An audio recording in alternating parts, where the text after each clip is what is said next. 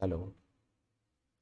Okay, सो सबसे first thing is कि जो एप्लीकेशन है वो हमें स्टार्ट कैसे करना है। तो अभी हमारा डेस्कटॉप स्क्रीन है और स्टार्ट करने के क्या क्या मेथड हो सकते हैं।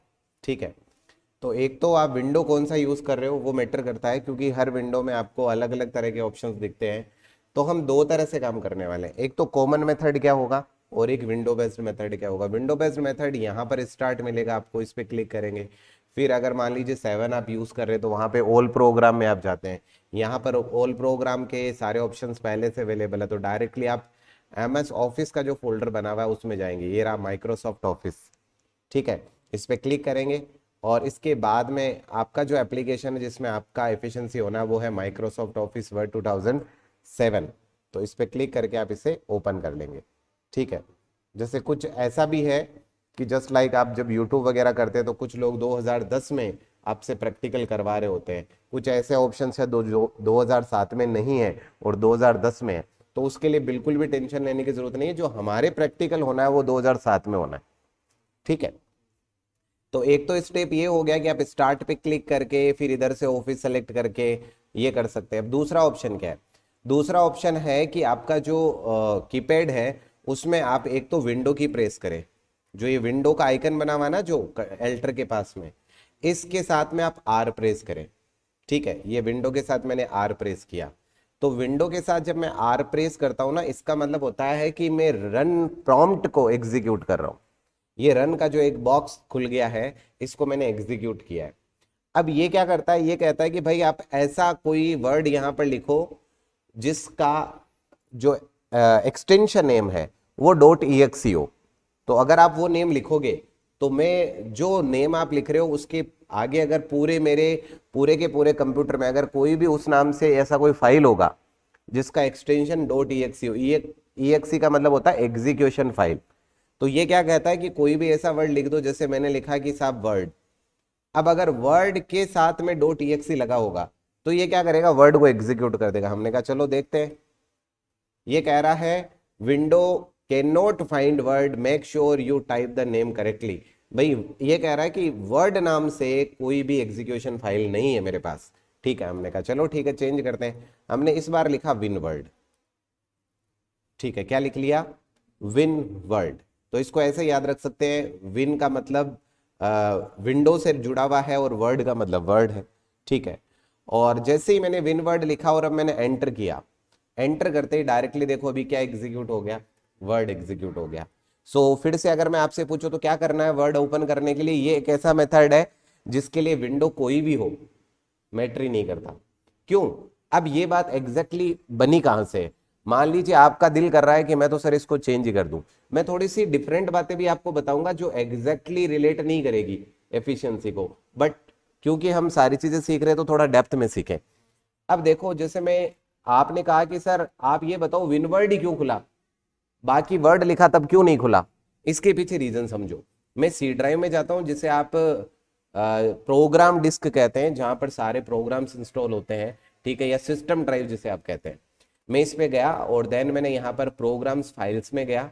ठीक है, और मुझे चाहिए MS ऑफिस, तो माइक्रोसॉफ्ट ऑफिस में मैं गया और उसके बाद यहाँ पर मीडिया की बात आ रही है, ऑफिस 12 की बात आ रही है। मान लीजिए मैं इसमें चला गया। ठीक है, अब यहाँ पर मैं देखता हूँ, देखो यहाँ पर मैं नीचे आया और मुझे विन वर्ड यानी कि W पे जाना है। ये मैंने W प्रेस कर दिया। ये देखो क्या लिखा हुआ है? Win word .exe। और मैंने थोड़ी देर पहले क्या बोला था कि अगर winword.exe नाम से कोई फाइल होगा तो ये उसे एग्जीक्यूट करेगा। अब ये बात थोड़ा और अच्छे से समझो। मेरा दिल करता है कि मैं तो चाहता हूं कि उर्वशी लिखूं और विनवर्ड खुल जाए, यानी कि वर्ड खुल जाए। मैं यहां कर देता हूं उर्वशी, .exe हो गया। अब हमने क्या कर दिया है? हमने एक्सटेंशन नेम ही बदल दिया, खत्म। तो अब क्या करते हैं अपन? फिर से विंडो के साथ आर प्रेस करते हैं, अब विनवर्ड लिखते हैं। भाई साहब आपने चेंज ही कर दिया नाम ही है। अब क्या होता है, कभी कभी बच्चे इतनी नादानी करते हैं, इसका नाम चेंज कर देते हैं। और टीचर सिखाता है कि भाई क्या करना, जाके विनवर्ड लिखना, एग्जीक्यूट हो जाएगा। बच्चे लिखते हैं विनवर्ड, एग्जीक्यूट होता नहीं है। टीचर खुद सोचता है यार सही तो है, RSCIT वाली किताब में तो यही लिखा हुआ था। है। तो अब यहाँ पर एक्चुअल रीजन समझना है कि वो क्यों एग्जीक्यूट नहीं हो रहा है, क्योंकि उसका एक्सटेंशन नेम जो है ना, उससे पहले जो कीवर्ड है उसको बदल दिया गया है। अब मैं उर्वशी लिखता हूं, ठीक है। अब ये कह रहा है कि भाई आपने कुछ ना कुछ उसमें मिस्टेक की है। क्या मिस्टेक की अपने? URVAS, अच्छा ही अपन इसी को कॉपी कर लेते हैं ना, टेंशन खत्म करते हैं। ये कॉपी कर लिया अपन ने, ठीक है। विंडो R, ये प्रेस किया मैंने। ये कह रहा है window can not find Urvashi, make sure you type the. इसका मतलब ये है कि ये जो फाइल है इसके साथ कोई दूसरी ऐसी फाइल है जिसके एग्जीक्यूशन के लिए उसकी जरूरत है उसको। जैसे कि मैं एक फाइल दूसरी भी ढूंढ के बताता हूं इसमें आपको, विनवर्ड से जुड़ी हुई, ठीक है। ये इसका एक फोल्डर मिलेगा आपको पूरा विनवर्ड का, MS ऑफिस पब्लिकेट और एक्सेल आ गया, एक्सेस आ गया, स्टार्टअप,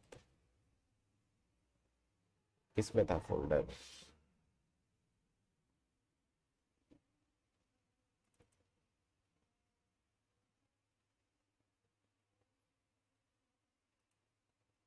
ढूंढना पड़ेगा, चलो इधर डालते हैं एक बार के लिए, ढूंढते हैं इसमें कि कहां पर है हमारा विनवर्ड। विनवर्ड, ये देखो। अब ये जो इतने सारे जो एग्जीक्यूशन फाइल के सपोर्टिव फाइल्स हैं, इनमें विनवर्ड पड़ा अभी भी। हमने एक्चुअल एक्सटेंशन तो चेंज कर दिया, बट इनमें अभी भी विनवर्ड पड़ा। तो ये कह रहे हैं कि भाई आपने एक्सटेंशन तो ठीक है चेंज कर दिया, लेकिन जो बाकी के एग्जीक्यूशन के सपोर्टिव फाइल्स है उनमें अभी भी क्या है? विनवर्ड ही है। तो या तो आप सभी जगह चेंज करो, तब जाके हम उसको क्या कर देंगे? एग्जीक्यूट कर देंगे, या फिर उसका नाम आप विनवर्ड रखो, क्योंकि बाकी सभी जगह क्या है? विनवर्ड है। तो हमने कहा ठीक है भाई, बाकी चेंज करने वाली नौबत पे फुर्सत पे क्यों करें, अपन उस पे काम करते हैं, उसका नाम वापस विनवर्ड कर देते हैं। तो ये ऑफिस 12 में आए अपन और डायरेक्टली जाते हैं उर्वशी पे और इसको कर देते हैं अपन विनवर्ड, ठीक है। ये कंटिन्यू। अब अपन वापस एग्जीक्यूट करते हैं और इस बार विनवर्ड एग्जीक्यूट करते हैं। ये विनवर्ड लिखा हमने, देन ओके, ये एग्जीक्यूट हो गया, क्योंकि अभी जितने भी सपोर्टिंग फाइल्स है उनका भी नाम विनवर्ड है और एग्जीक्यूशन फाइल का नाम भी विनवर्ड है। तो पहली बात तो ये हो गई कि भाई ओपन कैसे करना है, और मैंने आपको रीजन बताया कि विनवर्ड ही क्यों टाइप कर रहे हैं। और आपको मान लीजिए आप कहते हो कि सर ऐसे काम, एक काम करो सर, मुझे ये बताओ एक्सेल का शॉर्टकट क्या होगा। फिर हमने कहा देखो प्रोग्राम फाइल्स में आते हैं, माइक्रोसॉफ्ट ऑफिस में आ जाओ, क्योंकि हम ऑफिस का ही तो एग्जीक्यूशन कर रहे हैं ना। इसके बाद ऑफिस 12 में आ गए। अब देखो एक्सेल, ये तो ड्राफ्ट का एग्जीक्यूशन हो गया। एक्सेल में देखो क्या करना पड़ेगा आपको, EXCEL लिखना पड़ेगा, ठीक है। तो अब अगर मैं विंडो के साथ R प्रेस करके EXCEL लिखता हूं तो क्या एग्जीक्यूट होगा? एक्सेल एग्जीक्यूट होगा, ये देखो, ठीक है। तो अब आपको रट्टा नहीं मारना है कि किसका एग्जीक्यूशन क्या है। आपने कहा सर बड़ा सिंपल है, अब मुझे ग्रूव को एग्जीक्यूट करवाना तो GROOV लिखूंगा, ठीक है। और इनमें मान लीजिए मुझे एक्सेस को एग्जीक्यूट करवाना, तो एक्सेस का जो की है यहाँ पर एग्जीक्यूशन, वो की लिखूंगा उसके अकॉर्डिंग। जैसे MS एक्सेस एग्जीक्यूट करवाना तो MS एक्सेस पूरा लिखना पड़ेगा। पावर पॉइंट आपने नाम सुन रखा है, पावर पॉइंट। और ऐसा एग्जाम में क्वेश्चन आता है पावर पॉइंट का रन कमांड क्या होगा, है ना। तो वो देखते हैं अपन पावर पॉइंट का रन कमांड क्या होगा। तो पावर पॉइंट पे चलते हैं, पावर का मतलब P से, तो ये लीजिए P पे आ गए। ये देखो पावर पॉइंट का रन कमांड है, पावर पॉइंट को इन्होंने शॉर्ट में लिख दिया PNT। इसका मतलब आपने उस क्वेश्चन का आंसर रट्टा मार रखा है, आपको ये नहीं पता क्या है, लेकिन आंसर रट्टा मार रखा है कि उसका शॉर्टकट की पावर PNT होता है, ठीक है। वो पावर PNT क्यों है, शायद अब आपको रीजन पता चला होगा कि जो एग्जीक्यूशन फाइल है उसके supporting files plus execution file का नाम पावर PNT रखा गया है, ठीक है। अब आपने इसको ओपन करना है। आपने कहा यहां से एग्जीक्यूट कर सकते हैं, और हम चाहे तो रन कमांड में जाके विंडो R प्रेस किया, रन ओपन हो गया, और यहां पर लिख दो पावर PNT। रन कमांड ही क्यों? क्योंकि रन ही है जो डायरेक्ट एप्लीकेशन को एग्जीक्यूट करवा देगा। एंटर किया हमने, ये लो जी पावर पॉइंट खुल गया, ठीक है। तो ये तो बात हो गई सर ओपन करने का प्रोसेस हो गया। तो आई थॉट अगर आपको कोई भी सिस्टम दे दिया जाए ना, जिस पे एग्जीक्यूट कैसे होगा। तो ये पहली प्रोसेस आपको समझ में आ गई कि कोई भी जो कंप्यूटर होगा उसमें मुझे वर्ड को ओपन कैसे करना है। हालांकि आपकी ये काम की भी चीज नहीं है, लेकिन मैंने एक बात पहले बोल दी कि मैं आपको वो सारी चीजें सिखाऊंगा जो मुझे आती है और आपके इन फ्यूचर इनडायरेक्टली और डायरेक्टली काम आएगी। ठीक है, वो सारे फोल्डर खोज कर सकते हैं। बिल्कुल। ये देखिए, अब आपको मान लीजिए मैं दूसरे एप्लीकेशन की बात करूं, ये तो वर्ड की बात चल रही थी अपनी। अब मान लो एक एप्लीकेशन है फॉक्सिट रीडर, या एक एप्लीकेशन है ब्लू स्टेक, या इनमें कोई दूसरा एप्लीकेशन, आपने वीएलसी नाम सुना होगा। आप कंप्यूटर पे बैठे हो तो वीएलसी सुना होगा, जिसमें मूवीज वगैरह वीडियोस वगैरह चलाते हैं। अब मुझे अगर मान लो वीएलसी एग्जीक्यूट करना है तो मैं देख लूंगा वीएलसी का शॉर्टकट की क्या है। इसमें देखो वीएलसी का कुछ पड़ा नहीं है डेटा, इसका मतलब ये दूसरे वाले प्रोग्रामिंग फाइल्स में इसको अटैच कर रखा है उन्होंने। तो अपन 86 में आ रहे हैं, अभी अभी इसमें चलते हैं प्रोग्राम फाइल्स में, वीडियो लैन देखते हैं। वीडियो लैन, ये रहा वीडियो लैन, ठीक है, वीएलसी। और ये देखो डॉट ईएक्सी होना चाहिए इसके साथ, ये याद रखें। अब देखो यहाँ पर दो डॉट ईएक्सी है, एक तो है अनइंस्टॉल डॉट ईएक्सी और एक है वीएलसी डॉट ईएक्सी। लेकिन अनइंस्टॉल है ना, उसके ऊपर सिक्योरिटी लगी हुई है। देखो ये एक साइन आ रहा है छोटा सा, ठीक है, मैं आपको जूम करके दिखाता हूँ। ये देखो, ये सिक्योरिटी का, इसका मतलब ये बताया क्या बता रहा है, ये ऐसे बता रहा है कि भाई साहब अनइंस्टॉल नाम से इसमें बहुत सारे एग्जीक्यूशन फाइल्स है, ये एक ही नहीं है। लेकिन यहां पर देखो वीएलसी के साथ में कोई सिक्योरिटी नहीं है। इसका मतलब अगर मैं वीएलसी लिखकर एंटर करूंगा रन कमांड में तो वीएलसी एग्जीक्यूट होना चाहिए। चलो प्रैक्टिकल करते हैं। विंडो आर दबाया अपन ने और यहां पर लिखा वीएलसी, एंटर, क्या एग्जीक्यूट हो गया, वीएलसी एग्जीक्यूट हो गया। तो आई थॉट आपको फर्स्ट बात बड़े अच्छे से समझ में आई कि एग्जीक्यूशन का प्रोसेस फॉलो कहां से हो रहा है, एग्जीक्यूशन स्टार्ट हुआ कहां से, स्टार्ट हो रहा है सिस्टम ड्राइव में। जो प्रोग्राम्स पड़े, हर प्रोग्राम का अपना एक एग्जीक्यूशन फाइल बना हुआ है, वहां से ये फाइल एग्जीक्यूट हो रहा है। पहली बात समझ में आ गई। अब दूसरी बात पे चलते हैं। अब हम अंदर काम करना शुरू करते हैं। तो हमने वर्ड को ओपन कर लिया, जस्ट लाइक अपन ने, ये लो जी, हमने तो वर्ड को ओपन कर लिया। ओपन करने के बाद अब अगला प्रोसेस आता है, वो आता है कि जो बेसिक लेआउट है इसका, उसको थोड़ा सा समझ लिया जाए। और हमारे कौन कौन से ऑप्शन है जिन पे हमें काम करना है। तो हमें होम पे काम करना है, इंसर्ट पे काम करना है, पेज लेआउट पे काम करना है। ठीक है, रेफरेंस, मेलिंग, रिव्यू ये हमारे काम के नहीं है, व्यू भी अपन देख लेंगे। बाकी अगर आप मुझसे पढ़ना ही चाह रहे तो पूरा पढ़ लेना, उसका कोई दिक्कत नहीं है। बट मैं ये पहले बता रहा हूं कि हमारे एग्जाम में क्या पूछा जाएगा। तो हमारे एग्जाम में होम, इंसर्ट, पेज लेआउट, और प्रोबेबिलिटी अगर मैक्सिमम बन सकती है तो व्यू की बन सकती है, वो रेयर केसेस में बनती है। ठीक है, बाकी आपको बस होम, इंसर्ट और पेज लेआउट, इन तीन जो ये जो तीन रिबन है, ये जो तीन टास्क है, या ये जो तीन टैब है, इन तीनों टैब पे हमें तगड़ी कमांड करनी है।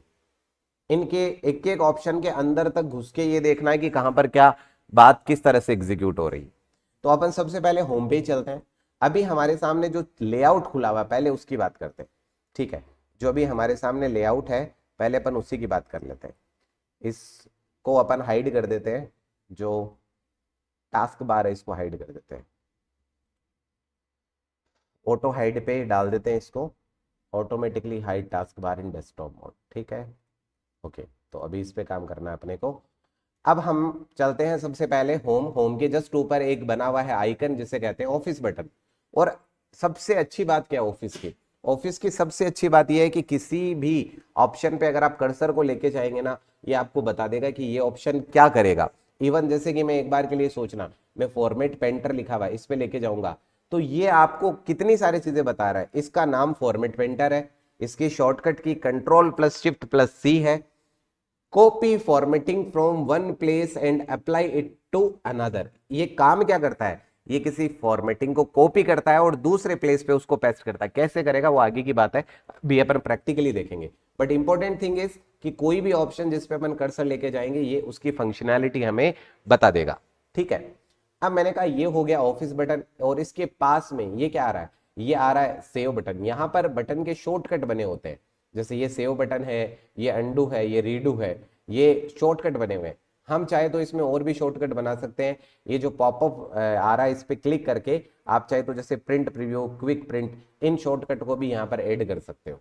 ठीक है। और इसके अलावा देखो मोर कमांड्स में जाके इसके अलावा भी कमांड्स आप यहाँ पर ऐड कर सकते हो, ठीक है। तो ये अपने काम की चीज नहीं है क्योंकि हमारे एग्जाम में ऐसा कुछ पूछा नहीं जाता, फिर भी हमें पता रहे, मैं पहले ही कह चुका हूं कि एग्जाम में क्या पूछा जाएगा वो तो इंपॉर्टेंट है, वो तो बहुत ज्यादा इंपॉर्टेंट है, लेकिन उसके आसपास की जो चीजें है ना वो भी हमें पता हो, क्योंकि हमें इन फ्यूचर काम भी तो करना है इस पे, ठीक है। आज मेरे ऑफिस में सब मुझे किसी बात को क्यों पूछते हैं, क्योंकि उन्होंने जो सीखा है ना वो ये सीखा है कि एग्जाम में क्या आएगा, और मैंने एग्जाम से बियॉन्ड भी सीखा है कि एग्जाम के अलावा क्या है। वो किसी काम को 10 मिनट में करते हैं, मैं उसी काम को 2 मिनट में कंप्लीट कर देता हूं। उसके पीछे रीजन ये नहीं कि मैं उनसे तेज स्पीडली काम करता हूं, उसके पीछे रीजन ये है कि मुझे फंक्शनैलिटी पता है कि ये काम किस तरह से होना है। वो अगर यहाँ पर मान लीजिए 10 लाइन लिखे हुए हैं, तो वो 10 में अगर मान लीजिए फर्स्ट लेटर को बोल्ड करना है या सेकेंड लेटर को बोल्ड करना है, तो वो क्या करेंगे, उस प्रोसेस को फॉलो करेंगे 1 बाय 1, कि मुझे एक एक जो लेटर है उसको क्या करना है 1 बाय 1 उसको बोल्ड करना है। अपन ऐसा नहीं करेंगे, अपन एक फंक्शन एग्जीक्यूट करेंगे, उस एक फंक्शन से बिटवीन दी 3 और 4 सेकेंड सारा काम खत्म। अब वो बेचारे क्या करेंगे, एक एक वर्ड को ढूंढेंगे, अच्छा इसमें बोल्ड करना है, इसमें बोल्ड करना है, एक एक ढूंढ ढूंढ के बोल्ड करेंगे। तो हमें और उसमें फर्क क्या हो गया, टाइपिंग तो मेरी भी उतनी है जितनी उनकी है। इवन वो अगर टाइपिंग पास करके आए हैं एफिशिएंसी, तो मैंने जब पास किया था एफिशिएंसी तो मेरी और उनकी टाइपिंग इक्वली थी। अगर इवन अगर उनके मेरे से ज्यादा नंबर आ रहे तो हम ये कह सकते हैं कि उनकी टाइपिंग स्पीड मुझसे भी अच्छी है, लेकिन हम दोनों अगर काम करने बैठेंगे तो ये श्योर है कि मैं जल्दी कर लूंगा, और बहुत जल्दी कर लूंगा। वो 10 मिनट लेंगे तो मैं शायद 3-4 मिनट में ही कंप्लीट कर दूं। उसके पीछे रीजन क्या है, उसके पीछे रीजन है कि उनको फंक्शन का नॉलेज नहीं है, उनको हार्डवर्क करना आता है, स्मार्ट वर्क करना नहीं आता। और अपन दोनों चीजें सीखेंगे। हार्डवर्क इसलिए जो आप टाइपिंग कर रहे हो वो क्या है, हार्डवर्क है, और ये जो अपन अभी कर रहे हैं ये क्या है, स्मार्ट वर्क है। तो हम सबसे पहले इस ऑप्शन से ही शुरू करते हैं। हमने कहा ये सर ऑफिस बटन है, ऑफिस बटन में सबसे पहले जो आ रहा है वो है न्यू, ठीक है। पहले हम इन ऑप्शंस पे काम करेंगे जो कि हमारे जो डिस्कशन है उससे थोड़ा सा अलग है, लेकिन फिर भी हम पहले इसको समझ लेते हैं, क्योंकि कोई भी अलग चीज होगी तो उसमें मैक्सिमम आपको 2-3 मिनट लगेंगे। अच्छा है ना, 2-3 मिनट अपन ले ले, कम से कम कोई पूछेगा तो अपने को पता तो होना। और वैल्यू किसी इंसान की होती नहीं है, वैल्यू किसकी होती है, नॉलेज की होती है, ठीक है। तो अब नॉलेज गेन करने के लिए अगर आए हैं तो बढ़िया है, नॉलेज पूरा प्रॉपर गेन करें। सबसे पहले आता है न्यू। आपने कहा सर न्यू का मतलब क्या है, मैंने कहा क्लिक करते हैं इस पे। न्यू पे क्लिक करते ही ये पूछ रहा है कि भाई आपको न्यू क्या लेना है। अब देखो कितने सारे टेम्पलेट्स, टेम्पलेट्स का मतलब होता है प्री डिफाइंड जो आइडियाज है वर्ड के पास, वो आपको रख रहा है, उन आपके सामने रख रहा है कि भाई हमारे पास ये कुछ टेम्पलेट्स है, अगर आप इनमें से कुछ लेना चाहो तो, जैसे माई टेम्पलेट, ये इसमें तो हमारे आ जाएंगे स्टोन टेम्पलेट, ये जो ऑलरेडी इंस्टॉल्ड है इसमें, जैसे इक्विटी लेटर आपको चाहिए, इक्विटी फैक्ट्स चाहिए, ठीक है, या मीडियन फैक्ट्स चाहिए, तो ये ऑलरेडी इसमें बने हुए हैं। हमने कहा जी हमें तो बिल्कुल ब्लैंक चाहिए, तो ब्लैंक पे क्लिक किया, ये रहा ब्लैंक डॉक्यूमेंट। तो क्या आ गया, एक नया डॉक्यूमेंट खुल गया, ठीक है। और जो भी डॉक्यूमेंट फाइल होती है, वर्ड का मतलब ही डॉक्यूमेंट है, और जो वर्ड की फर्स्ट फाइल होगी तो उसका जो डिफॉल्ट नेम होगा वो होगा डॉक्यूमेंट 1। तो अभी देखो क्या लिखा आ रहा है यहाँ पर, इसका मतलब ये एक नई फाइल खुली है। अब इसको मैं एक बार क्लोज करता हूं, ये रहा हमारा डॉक्यूमेंट 1, ठीक है। तो ये इस तरह के क्वेश्चन एग्जाम में पूछे जाते हैं। MS वर्ड का जो डिफॉल्ट फाइल नेम होता है वो क्या होता है, तो वो डॉक्यूमेंट 1 होता है, ठीक है, ये बात याद रखिएगा। अब हमने कहा दूसरा क्या है, दूसरा है ओपन। ओपन का मतलब क्या है, जो फाइल आपने पहले से बना रखे हैं उनमें से कोई फाइल अगर ओपन करना आपको तो क्लिक करो। अगर यहां पर पहले से फाइल बना हुआ, जैसे ये फाइल पहले से बने हुए हैं, तो इस पर क्लिक करके आप उस फाइल को क्या कर सकते हो, ओपन कर सकते हो, ये आगे जैसे, ठीक है, ओके। अब इसके बाद अगला ऑप्शन देखते हैं, नेक्स्ट आता है सेव। सेव का मतलब किसी फाइल को सेव करना, और सेवेज का मतलब देखो कितने ऑप्शन खुल गए सेवेज में। पहला ऑप्शन कह रहा है save A copy of the document. इसका मतलब सेवेज का मतलब ये हो गया कि एक जो फाइल पहले से सेव है उसको डिफरेंट नेम से सेव करना। तभी तो उसने क्या लिखा ऊपर, ऊपर लिखा है save A copy of the document, ठीक है, यानी कि एक ही फाइल को डिफरेंट नाम से सेव करना। अगर मान लीजिए मैं इस फाइल को एक बार के लिए जैसे सेव करता हूं सबसे पहले, और मैंने डेस्कटॉप पे इसे सेव कर दिया, मैंने डेस्कटॉप पे क्लिक किया और मैंने यहां पर इसको सेव कर दिया राम नाम से, ठीक है, और ये मैंने एंटर कर दिया। अब मैं वापस सेव पे जाता हूं, देखिएगा वापस सेव पे गया, अब देखो मैं सेव पे क्लिक करूंगा, ये मैंने क्लिक किया, कोई एग्जीक्यूशन नहीं हुआ। क्यों नहीं हुआ? आपने कहा सर सेव का मतलब एक फाइल एक ही नाम से एक बार ही सेव होगी। एक बार सेव होने का मतलब नाम चेंज नहीं होगा। जैसे जैसे कुछ प्रोसेस करेंगे तो सेव एग्जीक्यूशन तो होगा, बट एक्चुअल में जो फाइल नेम है वो तो वही है। अब सेवेज पे आएंगे तो हमारे सामने एक नया जो कमांड बॉक्स है वो ओपन होगा या फिर नया विंडो एग्जीक्यूट होगा। देखना, ये मैंने वर्ड डॉक्यूमेंट किया, क्लिक, ये देखो, ये आपको पूछ रहा है बताओ भाई किस नाम से सेव करना है। हमने कहा जी डेस्कटॉप पे राम नाम से सेव करना है। अब देखो राम नाम से तो ऑलरेडी है, अब मैं इसको राम 1 से कर देता हूं, ये राम 1 कर दिया मैंने इसे। ठीक है, आपने एक ही फाइल को दो अलग अलग नाम से सेव कर दिया। किसकी हेल्प से? सेवेज की हेल्प से। अब सेवेज में क्या क्या आया? एक तो आ गया कि वर्ड डॉक्यूमेंट की तरह सेव करना है, एक आ गया वर्ड टेम्पलेट की तरह सेव करना है, एक आ गया कि ऑफ जो वर्ड 97/2003 डॉक्यूमेंट है उसकी तरह सेव करना है, एक आ गया कि पीडीएफ की तरह सेव करना है। जैसे होता है ना, कभी मान लो आप वर्ड में कोई डॉक्यूमेंट बना रहे हो और मैंने कहा भाई मुझे तो पीडीएफ भेज दो, तो यहाँ पर पीडीएफ पे क्लिक किया और ये डेस्कटॉप पे जाके हमने इसको सेव कर दिया RAM3 के नाम से, जो हमारा एक पीडीएफ फाइल है। देखो नीचे आ गया ना, सेव एज टाइप। किस टाइप में आप सेव कर रहे हो? पीडीएफ के टाइप में आप सेव कर रहे हो। ये हमने इसको पब्लिश कर दिया। तो ये जो फाइल है आपका, ये किस में सेव हो रहा है? ये फाइल सेव हो रहा है आपका पीडीएफ में। ये देखो एग्जीक्यूट भी हो गया। ये फाइल किस में आ गया? ये फाइल आ गया पीडीएफ में। ठीक है, अब नेक्स्ट पे चलते हैं। नेक्स्ट आता है सेवेज। सेवेज के बाद पीडीएफ के बाद आता है अदर फॉर्मेट। अगर आपको किसी डिफरेंट फॉर्मेट में काम करना है, जैसे यहाँ अभी देखो .docx आ रहा है। जैसे मान लो कि अब डिफरेंट फॉर्मेट में किसकी जरूरत पड़ सकती है फ्यूचर में आपको फ्यूचर में, जैसे सिंपली तो आप वर्ड में काम करोगे या फिर आप पीडीएफ की आपको नीड हो सकती है। मान लीजिए कभी ऐसा हुआ कि आपके ऑफिस में किसी ने आपको कहा कि भाई एक न्यूज है जो किसी को भेजना है, तो न्यूज़पेपर वाले से जब आप बात करोगे ना तो वो बोलेगा भैया न्यूज मुझे आरटीएफ में भेजना। क्या बोलेगा वो? आरटीएफ में। आप बोलोगे भाई साहब ये कौन सी चीज होगी, हमने तो वर्ड के लिए वर्ड सुना है, पीडीएफ सुना है, आरटीएफ क्या है? आरटीएफ का मतलब है reach text format. Reach text format ये रहा, देखो रीच टेक्स्ट फॉर्मेट आरटीएफ। तो न्यूज़पेपर से रिलेटेड जो जितने भी वर्क होते हैं ना वो आरटीएफ में होते हैं। इसमें क्या होगा? इसमें वही फंक्शन एग्जीक्यूट होता है, फॉन्ट चेंज नहीं होने वाला। ठीक है, तो आपने आरटीएफ पे क्लिक किया और इस ram1.rtf इससे सेव करके आप उसको क्या करोगे? भेज दोगे। तो जो भी आपका डेटा होगा वो आपसे बोलेगा। अब ऐसा डायरेक्टली मान लो प्रश्न भी आए कि जो न्यूज की जो वर्क होते हैं या संपादकीय जो कार्य होते हैं वो किस फॉर्मेट में होते हैं, तो हमारा आंसर उस टाइम भी क्या होना चाहिए? आरटीएफ होना चाहिए। चाय पीने वाले हैं आप में से कोई? अरे वाह, सब पैसे बचाने वाले हो आप हैं। चलो ठीक है, हैं?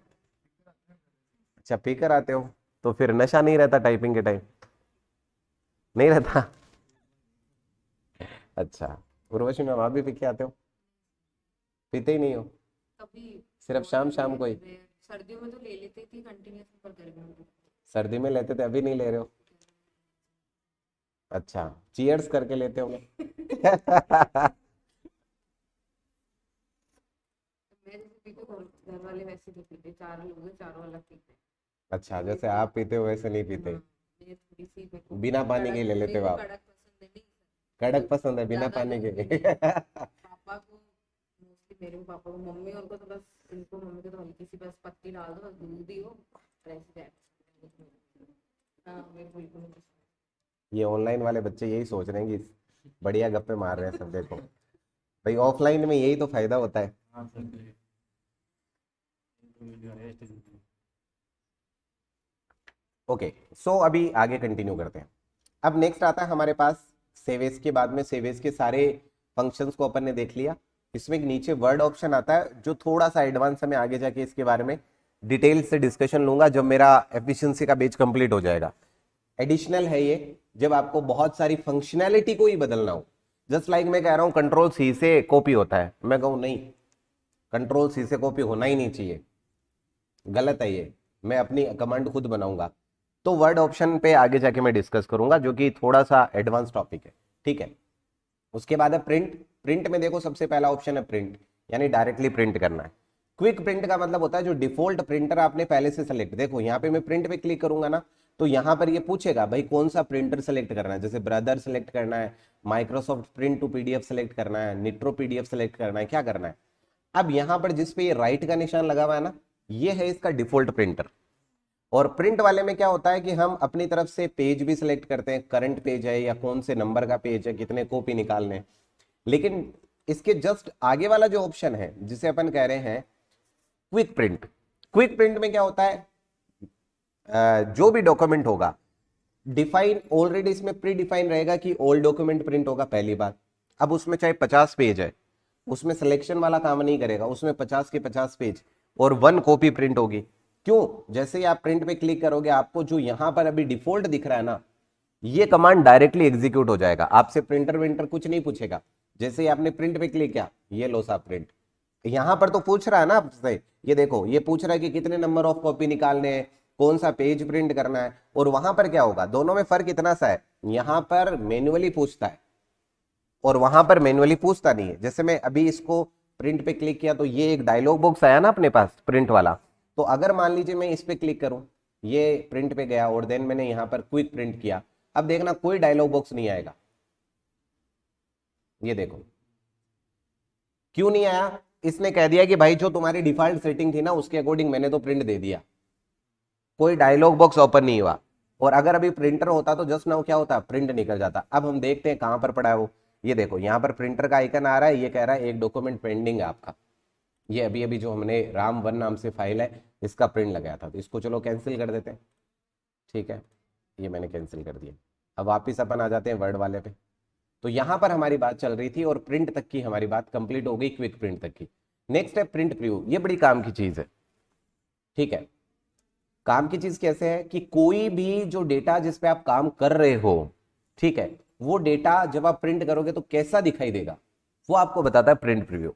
जस्ट लाइक मैं एक बार के लिए कहीं से डेटा उठा लेता हूँ, मुझे तो हेल्प सबसे अच्छा लगता है, यहाँ पर क्वेश्चन मार्क आ रहा है हेल्प, यहाँ से डेटा ले लो, जब भी प्रैक्टिस करना हो, कुछ भी प्रैक्टिकल करना हो, यहाँ से कॉपी पेस्ट कर लेता हूँ मैं। ठीक है, जस्ट ये मैंने कॉपी कर लिया, हटाओ इसे, और ये मैंने इसके 2-3 पेस्ट मार दिए।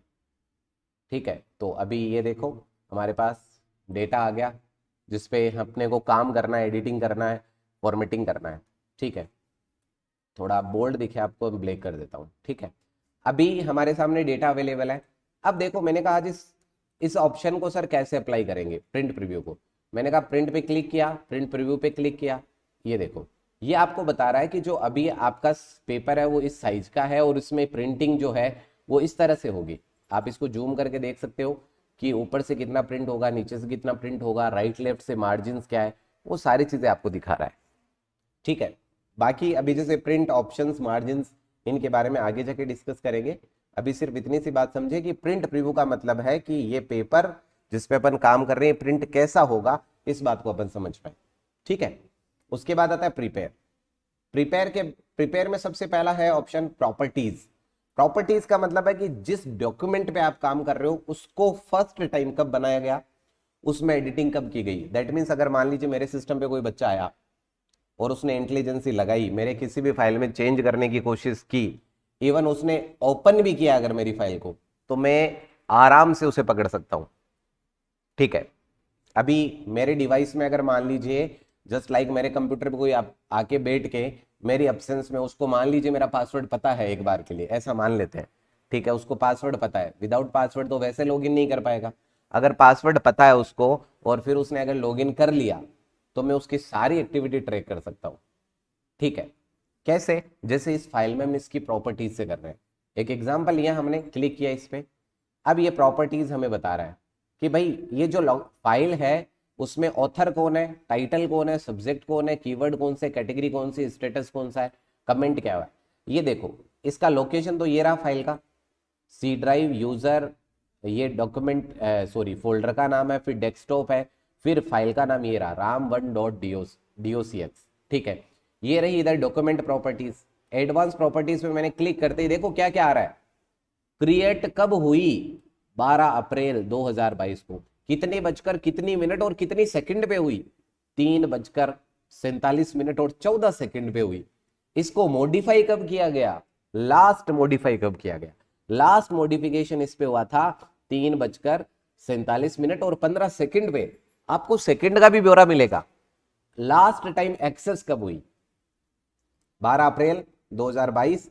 और अगर मेरी फाइल को कोई एक बार के लिए भी ओपन करेगा, मुझे यहां पर वो एक्सेस में दिखा देगा। मैं जैसे ही इसकी प्रॉपर्टीज पे जाऊंगा फाइल की, ये मुझे तुरंत बताएगा कि भाई साहब आज आपकी फाइल जो है ना वो एक्सेस की गई है। और इसकी एक तगड़ी बात क्या है? तगड़ी बात यह है कि इस फाइल को अगर आप किसी दूसरे सिस्टम पे भी लेके जाओगे ना, इसकी प्रॉपर्टीज यही रहेगी। फायदा क्या है कि अगर इस फाइल को आप कॉपी कर लो और किसी दूसरे सिस्टम पे लेके जाओ, प्रॉपर्टीज यही रहेगी इसकी। इसका मतलब इस फाइल को दूसरे सिस्टम पर लेकर जाने के बावजूद भी हमें ये अच्छे से पता लग सकता है कि ये फाइल कब बनाई गई। जैसे कभी कभी ऐसा होता है ना कि मैं आपको होमवर्क देके गया, ठीक है, मैंने कहा भाई आज तुम्हें ये टास्क परफॉर्म करने हैं, इसमें एक इस तरह का रिज्यूम तुम्हें बनाना है, और आपने कहा ठीक है सर बना लेंगे। जैसे ही मैं निकला, मेरे 5 मिनट बाद में आप गायब हो गए। और आपने क्या किया, अगले दिन जब क्लास होनी थी उससे आधे घंटे पहले आके आपने रिज्यूम बनाया।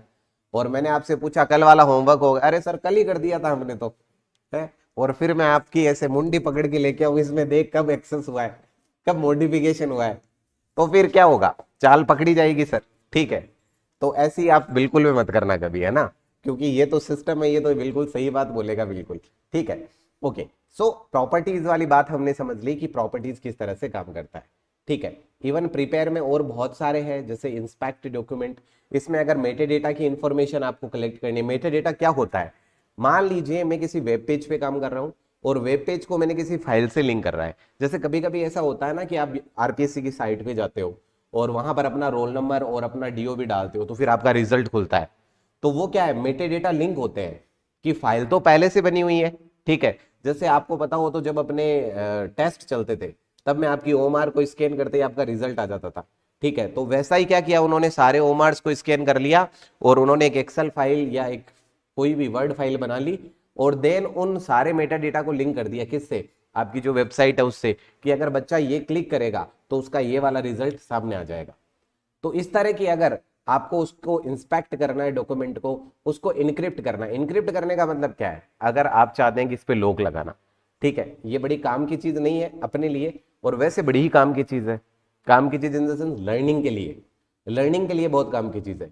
तो इसको थोड़ा सा आगे बात करेंगे, क्योंकि इनकी इसमें मैं दोनों चीजें आपको बताऊंगा कि इनक्रिप्ट कैसे करते हैं और डिक्रिप्ट कैसे करते हैं, और कुछ फर्जी तरीके भी बताऊंगा। किसी दिन अगर ऐसा होगा आप फंस जाओगे, कोई और आपके ऑफिस में कोई गंदा सा इंसान है ना ऐसा हो जो आपको फंसाना चाहता है और किसी फाइल पे लॉक लगा के चला गया है और आपको उसी फाइल पे काम करना है, और वो ये चाहता है कि आज आपको बहुत सारी डांट पड़े क्योंकि आपका काम पूरा नहीं होगा, तो फिर मेरी वाली ट्रिक काम आएगी आपको, आप बोलोगे हम कहीं नहीं फंसने वाले। ठीक है, हम अगर हमें आपका पासवर्ड नहीं भी बताना तो भी हम डिक्रिप्ट कर लेंगे, हमारे पास और बहुत सारे तरीके। तो इस तरह की चीजें हम आगे बात करेंगे। उसके बाद आता है सेंड ऑप्शन। सेंड में अगर इस फाइल को आप सेंड करना चाहते हो ईमेल के through, email as PDF attachment के थ्रू, या ईमेल एज एक्सपीएस अटैचमेंट के थ्रू, या इंटरनेट फिक्स के थ्रू, तो अगर आपको इस फाइल को भेजना है तो आप यहाँ से डायरेक्टली फाइल को भेज सकते हो अगर आपने अपना वेब सेटअप कर रखा है तो। ठीक है, क्योंकि जैसे ही मैं इसमें क्लिक करूंगा ना ये बोलेगा कि सर आपने कोई प्रोफाइल मैच नहीं कर रखी है, और अगर ये प्रोफाइल मैच करना है तो इसके लिए कहां पर जाना पड़ेगा, इसके लिए जाना पड़ेगा स्टार्ट पे क्लिक करना है, और यहां पर आते हैं आप ऑफिस में। ये रहा हमारा ऑफिस, और ऑफिस में जाने के बाद इसमें जाना है आपको माइक्रोसॉफ्ट। ये रहा, वन नोट नहीं होगा, ये रहा माइक्रोसॉफ्ट ऑफिस आउटलुक। अगर आपको सेटअप करना है फर्स्ट टाइम, तो जैसे ही मैं इस पे क्लिक करूंगा ना तो ये कहेगा कि सर एक बार आप अपने जो ईमेल आईडी वगैरह है उसको कॉन्फ़िगर कर दीजिए। ये देख लीजिए क्या आ गया, कॉन्फ़िगर आउटलुक अकाउंट। तो इसमें आप अपना कोई भी सेटअप, जैसे माइक्रोसॉफ्ट का कोई अकाउंट अगर आप यहाँ सेटअप करना चाहते हैं, जैसे आप जीमेल यूज करते हो, बड़ा कॉमन सा नेम है जीमेल, सभी जानते हैं। तो जीमेल को अगर आप ये चाहते हो कि जीमेल है ना यहाँ पर मैं सेटअप कर दूं, ऐसे क्या होता है जब आप जीमेल ओपन करते हो तो आप खुद ओपन करते हो और मान लीजिए उसी टाइम नेटवर्क डिस्कनेक्ट हो गया तो वो क्या होगा, उसके बाद आप कोई भी फाइल ओपन नहीं कर पाओगे या किसी भी मेल को चेक नहीं कर पाओगे। क्लिक करोगे बट ओपन कुछ नहीं होगा, वो बोलेगा नेटवर्क एक्सेस ही नहीं है। इसमें क्या होगा, अगर ये नेटवर्क की कनेक्टिविटी में एक बार सिस्टम आ गया तो ये क्या करेगा, जितने भी ईमेल है उन सबको एक्सेस कर लेगा, मतलब डाउनलोड कर लेगा। और जैसे ही अब नेट डिस्कनेक्ट हो गया उसके बाद भी वो सारे ईमेल के जो इन्फॉर्मेशन है वो आपको शो हो जाएंगे। तो ये इस वजह से जो ऑर्गेनाइजेशंस होती है उनमें काम में लिया जाता है, ताकि जो जो मेल्स आ रहे हैं वो अगर सिस्टम डिस्कनेक्ट भी हो जाए तो भी काम नहीं रुके हमारा, इस वजह से वहां पर यूज किया जाता है। तो हमारे अभी काम की चीज है नहीं है, तो हमने सिर्फ देख लिया है कि है क्या चीज ये, बाकी आगे के डिस्कशन में अपन इसको भी देख लेंगे। इसके बाद आता है नेक्स्ट हमारे पास प्रिपेयर के बाद आ जाता है सेंड। सेंड वाली बात हमने देख ली। फिर आता है पब्लिश। इसको अगर ब्लॉग पे पब्लिश करना है, आपने बहुत नाम सुना होगा, एक तो ब्लॉग सुना होगा आपने, मैं ब्लॉग की बात नहीं कर रहा हूं, मैं ब्लॉग की बात कर रहा हूं। ब्लॉग का मतलब है कि जैसे आपको कोई कंटेंट है वो डॉक्यूमेंट फॉर्मेट में या सिंपली कहीं पर क्या करना है, आपको शेयर करना है। तो ब्लॉग लेवल पर अगर शेयर करना है तो आप ब्लॉग लेवल में क्या होता है, कोड करना पड़ता है आपको HTML वगैरह के। लेकिन अगर आप कोई भी डॉक्यूमेंट फाइल बना रहे हैं, कोड करने की जरूरत नहीं है, डायरेक्टली ये फाइल में जैसी फॉर्मेटिंग आपकी की हुई है ये डायरेक्टली उस ब्लॉग पे चली जाएगी और वो डायरेक्टली आपको शो कर देगा कंटेंट। ठीक है, तो ये फायदा होता है यहाँ पर। नेक्स्ट आता है आपके पास में प्रिपेयर के बाद में पब्लिश। पब्लिश वाली बात होगी। और ये आता है क्लोज। क्लोज किसको कर रहे हैं, ये कह रहा है कि क्लोज करना है जो अभी एप्लीकेशन जिस पे अपन काम कर रहे हैं, मैंने क्लोज पे क्लिक किया और यहां पर मैंने कर दिया जस्ट लाइक यस। तो क्लोज क्या हुआ है, क्लोज हुआ है जिस पे अपन काम कर रहे हैं वो फाइल क्लोज हुई है। देखो यहां पर दो क्लोज है, इस पे क्लिक करके आता हूं तो एक क्लोज ये आता है, और एक क्लोज देखो यहां पर, जैसे ही मैं यहां लेके जाता हूं कर्सर को, ये मैंने क्लिक कर दिया, यहां पर एक क्लोज है। मैं एक बार फिर से ओपन कर लेता हूं, ये इसको मैंने ओपन किया और ये मेरी फाइल थी। तो एक क्लोज तो यहां आ रहा है, ये क्लोज है जो करंट फाइल जिस पे आप काम कर रहे हो उसको क्लोज करना। वर्ड क्लोज नहीं होगा, जो आपकी करंट फाइल है वो क्लोज होगी। और ये क्लोज कौन सा है, ये है जो वर्ड का विंडो है जिस पे आप काम कर रहे हो उसको क्लोज करना। तो भाई अगर इसको क्लोज करोगे तो फाइल तो ऑटोमेटिकली क्लोज होगी, क्योंकि ये तो ओवरलैप कर रहा है ना फाइल को। तो आप क्या करना चाह रहे हो, अगर फाइल को क्लोज करना चाह रहे हो तो ये क्लोज, विंडो को क्लोज करना चाह रहे हो तो ये क्लोज। ठीक है, तो ये अपना बटन कंप्लीट हुआ। ठीक है, अब इस पे थोड़ा सा आगे चलते हैं और अब आपके पूरा जो एफिशिएंसी में आने वाला कंटेंट है वो अब स्टार्ट हो रहा है। तो सर अभी तक तो हमने टाइम पास किया है, हमने टाइम पास नहीं किया, अभी तक जो हमने सीखा है उसी से सारी चीजें लिंक करेगी और आपको एक एक बात बड़े अच्छे से समझ में आएगी। ठीक है, तो अभी सबसे पहला प्रश्न आता है हमारे पास पेस्ट। पेस्ट उसी चीज को कर सकते हैं जिसको आपने कॉपी किया हो या कट किया हो, दोनों बातें समझे आप। पेस्ट उस कंटेंट को या उस ऑब्जेक्ट को या उस टेक्स्ट को किया जाता है जिसको आपने कट किया है या कॉपी किया है। इसका मतलब इस फंक्शन को एग्जीक्यूट करने के लिए पहले मुझे कट या कॉपी को समझना पड़ेगा। हमने कहा ठीक है, अब देखो अभी मैं यहां पर क्लिक कर रहा हूं ना, मेरा कर्सर यहां पर है, क्या मैं अभी कट पर क्लिक कर सकता हूं क्या? अभी तो देखो वहां पर क्या हो रहा है, वो बिल्कुल ऐसे ग्रे कलर से लाइट हो रखे हैं और वो कह रहे हैं कि अभी तो डिसेबल है ऑप्शन। क्लिक यहां पर ये इनेबल कब होंगे, जब आप किसी ऑब्जेक्ट को सिलेक्ट करोगे या टेक्स्ट को सिलेक्ट करोगे तब जाके इनेबल होंगे। जैसे मैं इस लाइन को एक बार के लिए सिलेक्ट कर लेता हूं, किससे सिलेक्ट किया मैंने, माउस से सिलेक्ट किया मैंने। अब एक तो माउस से कर सकते हो और दूसरा ऑप्शन क्या है कि जैसे यहां पर आपका कर्सर ब्लिंक कर रहा है तो आप शिफ्ट को दबाओ और उसके बाद जो एरो है जिस तरफ आपको सिलेक्ट करना है, जैसे मुझे इस तरफ सिलेक्ट करना है तो एरो के थ्रू क्या कर लो, आप इसे सिलेक्ट कर लो। तो ये जैसे मैंने यहां तक सिलेक्ट कर लिया। अच्छा, वापस सिलेक्ट को अनसिलेक्ट करना है तो भी इस एरो के थ्रू चल सकता हूं मैं। नीचे की तरफ करना है ये नीचे की तरफ, ऊपर की तरफ करना है ये ऊपर की तरफ। तो आपको क्या करना है, आप सिंपली काम करेंगे। ठीक है, सिंपली क्या काम करेंगे, आप शिफ्ट के साथ में एरो का यूज करके सेलेक्ट करने वाले प्रोसेस को फुलफिल कर सकते हैं। ठीक है, सेलेक्ट करते ही देखो ये क्या आ गया, कट भी आ गया और कॉपी भी आ गया। कट का मतलब क्या है, जो कंटेंट यहां पड़ा है वो यहां से हट जाएगा और क्लिपबोर्ड में चला जाएगा। और कॉपी का मतलब क्या है, कंटेंट कॉपी होगा और क्लिपबोर्ड में चला जाएगा। दोनों चीजें समझिएगा। ये मैंने यहां पर कर दिया कट, यहां से तो कंटेंट गया, कहां गया, क्लिपबोर्ड में चला गया। कंटेंट गया कहां पर है, क्लिपबोर्ड में चला गया। अब मैं दूसरे वाले प्रोसेस को दिखाता हूं। ये मैंने यहां पर कॉपी पे क्लिक किया, कंटेंट तो यही अवेलेबल है, लेकिन कट करने पर क्या होता है, कंटेंट कट हो गया और क्लिपबोर्ड में चला गया। अब आप कहोगे सर आप तो कुछ भी बोलोगे, हमारे लिए तो सब ठीक ही है, चाहे क्लिपबोर्ड में जाए या कहीं और जाए, हैं क्या फर्क पड़ता है, क्लिपबोर्ड में जाए या कहीं और जाए, तो हमने कहा इसके लिए प्रैक्टिकल अप्रोच फॉलो करेंगे अपन, और हम ये देखेंगे कि वास्तव में जो कंटेंट है वो क्लिप बोर्ड में गया है क्या। ठीक है, तो आपको एग्जैक्टली दिखाते हैं कि क्लिप बोर्ड में गया है क्या।